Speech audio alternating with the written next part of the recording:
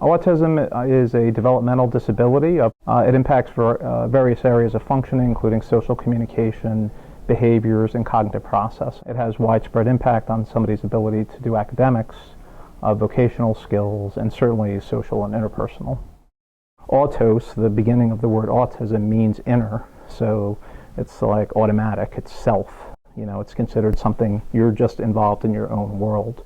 And so with autism, a 2-year-old, instead of exploring and doing a lot of things, they may just do one thing and they may do it repetitively and perseverate on it, do it over and over and over again. Acing Autism is a program that was started by a tennis professional, Richard Sperling, and his wife, who's a pediatrician. His wife studies children on the autism spectrum, was speaking with her husband about the fact that there's no real opportunity for such children to participate in sports, organized activities. He being a tennis professional, he said, well, I think tennis is a sport that, if it's formatted properly, will provide the children with a lot of the skills that they deserve to be exposed to, both social and physical. Well, when I retired from Roosevelt, after teaching for 36 years, I wanted to get involved in some type of volunteer program, and so I went on the internet looking for that,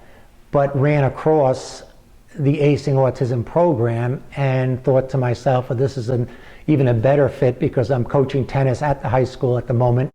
You know, that's what's kind of said to me, I think we can do this here, like I said, coupled with the wonderful players that I have, and they're community-minded people, so it seemed like a natural to go with it. I got some help also from the Anderson School here in Hyde Park, which is a center for autism education. Tennis itself does inherently have a lot of the skills that the children should be working on, the eye-hand coordination, following direction, social skills as well, such as just taking turns and having to communicate with each other. We do some very basic tennis skills with them: bounce, hit, we call it ready, aim, fire drill. But everything we do, we try to make it something that the child will be successful with. Acing Autism is a great program. Component to it, the motor skills that you need to engage in a sport like tennis, where there's a lot of hand-eye coordination, there's a lot of motor coordination of how you plant your feet, how you turn your hip, and how you throw your arms. I think that's great. There's also the rules. Autism spectrum just refers to the idea that there's a variety of functioning, levels of functioning across autism, and some folks are much more high functioning on it. They may have only very limited disabilities as far as social interaction. Maybe their body language cues aren't very good, so they're a mild case, and it runs the gamut, the continuum from there down to the most impaired. For example, in autism, about 25% of folks are nonverbal, so they can't speak at all, or only can do 1 or 2 word utterances, so they need sign language or other systems to communicate. They have very, very impaired ability to do vocational tasks. They may have motor problems with their hands or gait in terms of how they walk. So the idea of the spectrum just refers to this idea that there are folks with autism that don't really fit just in one box or niche, but it falls from very high functioning to very low functioning. My sons have gone from children who came in who couldn't hit a ball with a racket, and then let's hold a racket, that they're hitting balls off the wall in the gym. They're hitting balls out of the machine. And to see them being able to do this on a daily basis is amazing for me, just to see how far they have come. When my sons both first started, my sons could not do one sit-up. Now they're doing sit-ups. I have one who is severe anxiety, and he has lost that severe anxiety when he comes here, even though he knows every time he comes he might not have the same mentor. Every time he comes he knows it's going to be a little different. He still gets up and he's really raring to go when he comes here. And Ava especially, she suffers from hand tremors. And when she has that racket in her hand and I see her going down, picking up balls and putting them up and able to actually carry them across a gym, instead of before where she'd be tripping and falling, and it really, as a mother, it really just, it does my heart good, because I see it's working. But autism in particular, they're doing something that they're not good at anyway, and they tend to get frustrated easily. That potential for a meltdown or something could be quite high. So I think could offer great benefits in the future. That idea of being able to work through that and practice at that. In the beginning, some of the children were very hard to even keep them on the court for more than 5 minutes. The distractions were really tremendous, and they didn't have a whole lot of confidence. One of the keys is working with the same child.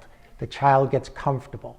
And then I'm just seeing the children become much more interactive with the volunteers.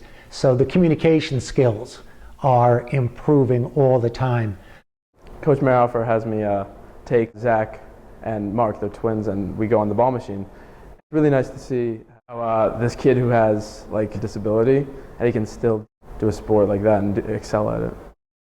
When I first started volunteering for Acing Autism, it was mainly because my friends were doing it on the tennis team, so I was like, oh, might as well do it. But now I come because it's pretty fun.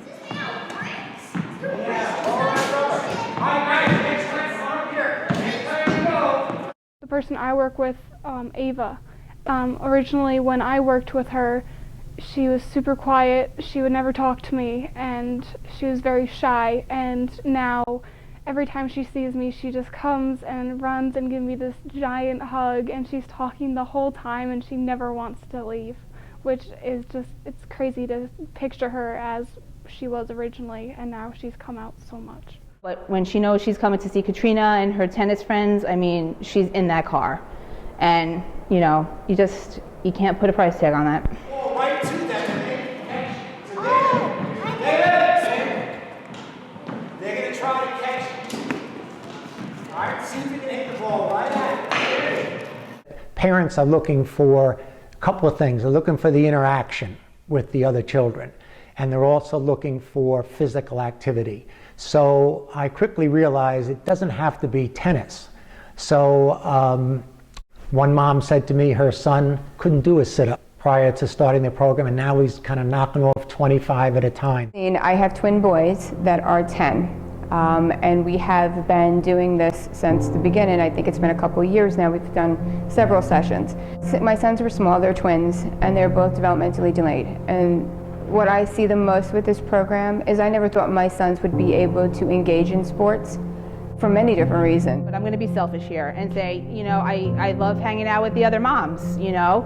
We're all in the same boat, you know, and it's good not to feel alone, you know. We talk, we laugh, we bounce ideas off each other. So not only does it help my girls, but it helps me too, you know. I feel I'm a mother when I leave here. So I think from that point of view, they really like the process that their children are going through, learning to be a little bit more independent. Again, there'll always be days, good days, bad, and that's going to happen. You're going to have those types of situations, because just like any child, they wake up on the wrong side of the bed some days. But with our program, which has been consistently going on now for 2 years, I think the children feel very safe coming here, and the parents, in turn, like I said, see the child becoming just a little bit more independent. The volunteers are affected by, I think, the interaction that they have with the children, which I don't think they actually realized was going to occur. But as they come week after week and they just see the impact they have on the children, how the children look for them every time when they come into the gym or out to the outdoor court, they realize the joy they're bringing to these children, and I think that's the reward in itself. Since I started through volunteering, originally I was really scared, and I was like, uh-oh, kids hate me. What am I gonna do? How am I going to do this right? And then by the end, I really connected with this girl, Ava, who she is the sweetest and cutest little thing ever, and I love her dearly. It affects me in that I feel at the end of the day that there's, you know, I put my head on the pillow and say, something good happened today. You know, it's when you're retired and you have lots of free time on your hands, there's lots of things I'm doing for myself, and so this is just a wonderful opportunity for me. And I'm seeing these children, and to see how happy these children have been in the short time we spend with them, that's enough. It's just something that makes me feel good. I look forward to it every Sunday, I really do. If you've seen one child with autism, you've seen one child with autism. There's no putting them into a category or a box, and the same is true as what they get out of it. Everybody gets something different out of it. I think there's a couple of guys and gals there who might even play tennis on the high school team in a couple of years, so we're all over the place. as to what they can get from it, and I think the future will tell.